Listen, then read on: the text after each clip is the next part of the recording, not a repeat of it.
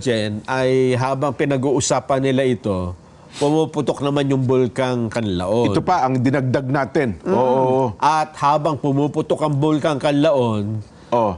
hindi man bumabagyo. Nananalasa yung bumabaha naman sa iba't ibang bahagi ng bansa dahil sa shear line Yun. at intertropical convergence zone. Oho. Oo. Kaya kung ako nasa katayuan ng Pangulong Bongbong Marcos Nelson at ilagay ko ang aking mga paa sa kanyang sapatos, abay sasabihin ko rin sa taong bayan, unahin natin ang kapayapaan ng bansa at kapakanan ng ating mamamayan. At yan naman yung Di ba? sinasang-ayunan natin. Ha? Tama. Pabor ho tayo dyan sa panawagan ng Pangulo na yan na huwag tayong magsayang ng oras. Kaya ako Nelson, sabi ko sa iyo, nilagay ko na sa pinto ng bahay ko eh. Oo. Unahin ang kapayapaan, kapakanan ng mamamayan. Kapag ka ho ba may mga tao, kahit isang grupo na nagsasabing ang dapat nating unahin kapayapaan, Yes. ang dapat nating unahin kapakanan ng mga mamamayan, Oo. sasabihin nyo bang loko-loko tong mga to Ba? dapat yan batikusin ha? Nako po. Mali yan. Eh kapag kami gano'n na nagsasabi na mali, Oho. ang paninindigan natin sa mga panahon na ito, Oo. mukhang... Kung ako ang Pangulo again, Nelson, Oo. ipahuhuli ko sa pulis yun, saka sa militar. Bakit? Bakit? Kontra ng aking paniniwala yun eh. At hindi lang Baka yan ang gumawa pa ng kadahilanan para ilugso ako eh. hindi lang basta paniniwala ng Pangulo. Jay. Oh. Ito, may batayan yung binabanggit mo kanina. Oo, taliwas pa Oo. doon sa pag-unlad ng bansa. Hindi ba? Oo naman. Oo. Kaya kung halimbawa ang Pangulo at maraming grupo kagaya natin na nagbigay ng pahayag, malalakas ang loob ng... Kung ako Pangulo, iisa tayo ng damdamin, nakakataas ng moral ko yun. Ito ako nga dyan, magpapasalamat pa ako eh. Yun, ganun sana. Oo, marami pong salamat sa pagsuporta nyo.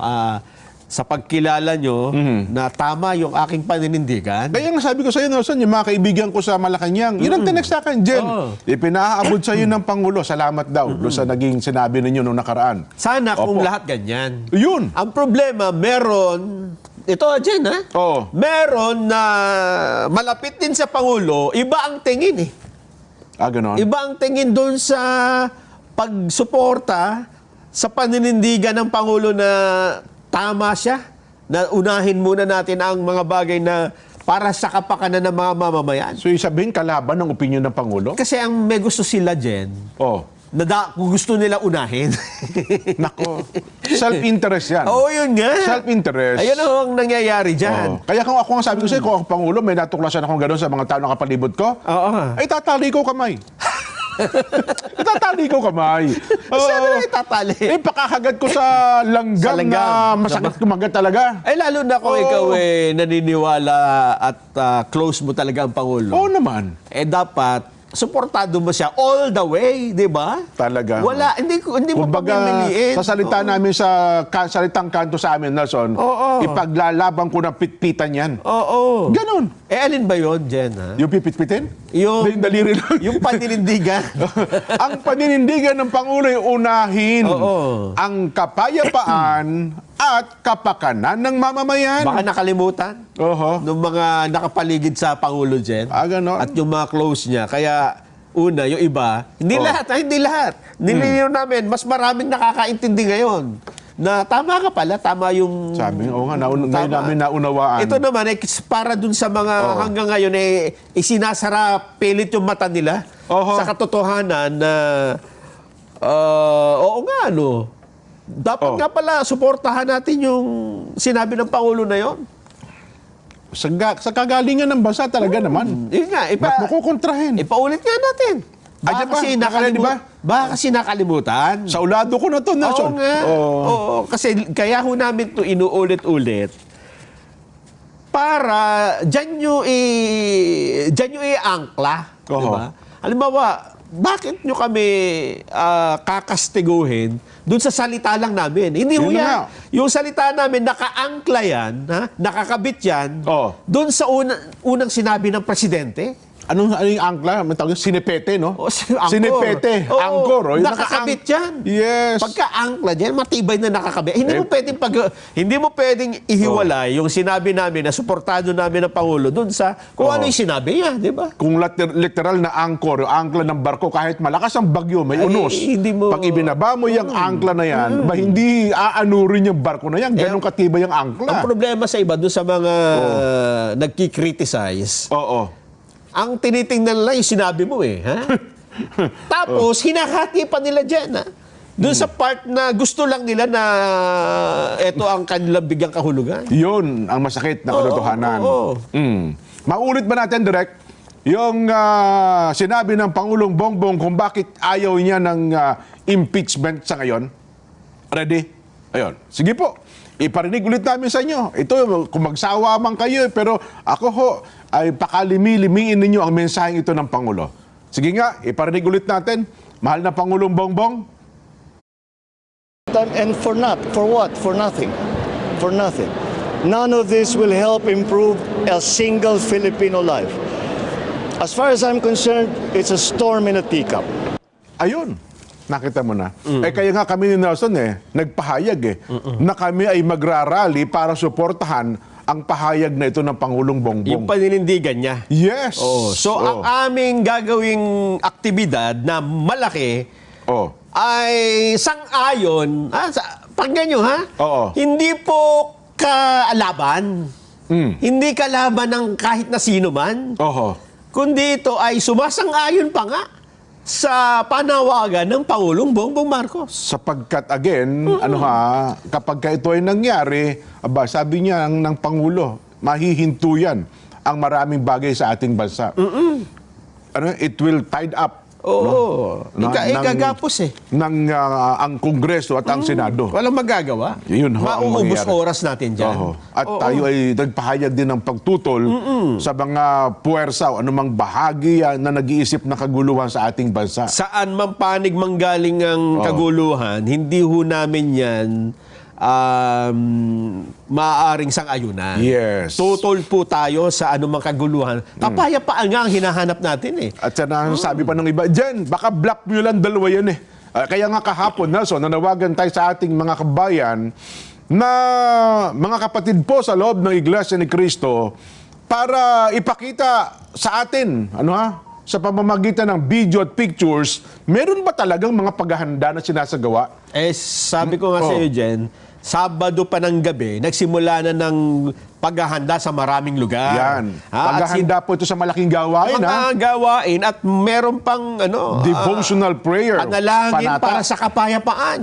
Walang tigil po dito, ha?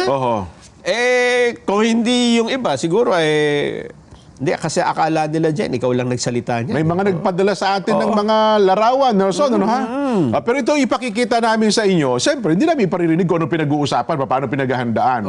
Ipakikita po namin sa inyo mga larawan, yung tapos na. Baka mamaya Kagabi po kasi ito nangyari. Tiktikan ninyo yung mga... totoo ba talaga na mayroong mga ginagawang paghahanda? Ito yung mga nakuha ko dyan, mga nagpadala sa akin. Meron ka ba pictures dyan? Meron. Ako yung sa akin, pinadala ko kayo kay Direct. Ito. Sa Abra. Tingnan nga natin sa Abra. Ayan, patapos na ito dyan. Kaya... Naglalabasan na sila. Abra. Kagabi po ito, ha? Bangged Abra. Bangged Abra. Sa Bataan. Tingnan natin yung Bataan.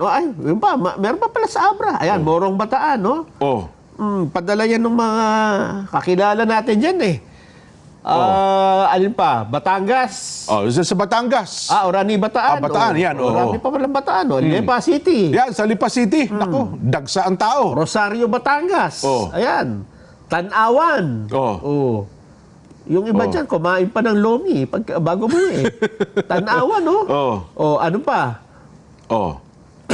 Sa akin naman, Nelson, ito naman, sa mga probinsya naman ito. Meron pa ako Cebu Tanawan?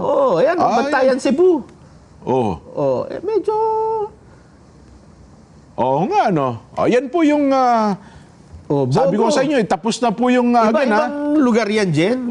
Bogo, Cebu City. Ayan, hindi pa nga sabay-sabay nakakalabas, Hindi na po na ipakikita yung sa loob. Kasi bawal po ang cellphone sa loob ng kapili, Di ba? Pero dito na namin pinatutunayan sa inyo na talagang meron hong mga paghahanda, ng paghahanda po sa malaking gawain sa mga susunod na araw. At again, yun hong aming panata o devotional prayer para po sa kapayapaan ng bansa. Sa akin naman, Nelson. Ano yung mga nagpadala sa'yo? Ipinadala natin sa ating direktor. Sa Leyte. Yan ho. Palo, Leyte. O Tacloban. Yan, Tacloban City. Sa distrito po ni Speaker. Ay, ito yung dyan, yung kapilya na maraming nung Typhoon Yolanda, no? Oo, dyan. Ito, Tanawan. Tanawan, Leyte po yan. May Tanawan pala sa Leyte, ano? Sabi ko sa'yo, hindi na sa Batangas ang Tanawan, eh. Dyan sa malayo-layo naman, yung distrito sa bahagi ng Ilocos.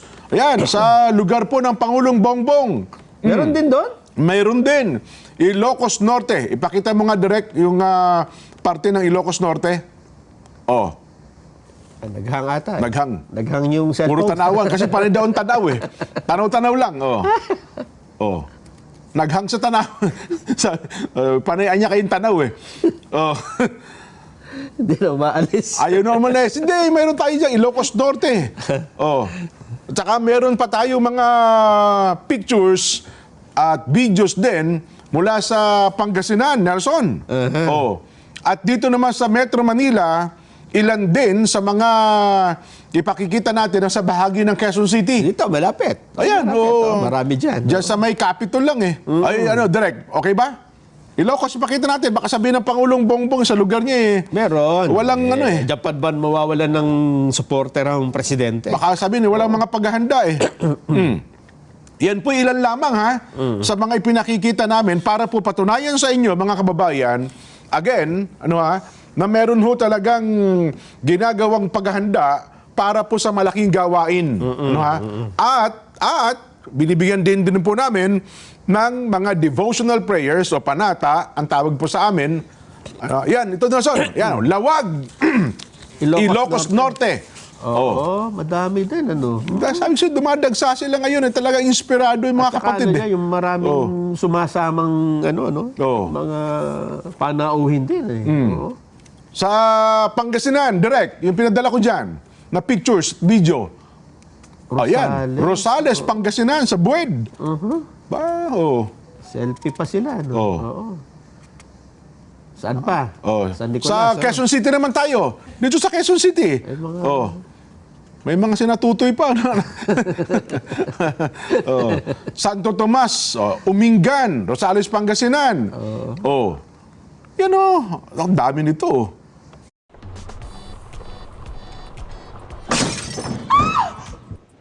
Here you go, miss. Di ba? Papunta na ba ng Metro Manila yan dyan? Hindi, lang. Katatapos lang ng kanilang... Dami mga sasakyan sa labas eh. Ay, siyempre. Hindi ba papunta na yun dito? Wala, nagpapagas pa iba. Nagpapagas pa. Ginulat mo na, akala ko na papunta na rito. Nagpapagas pa yan. Ito, Quezon City yan. Maraming tao dyan. Manggahan, Quezon City. Dito yan sa may Ito naman sa may campsite yan. Malapit sa Batasan yan, Nelson.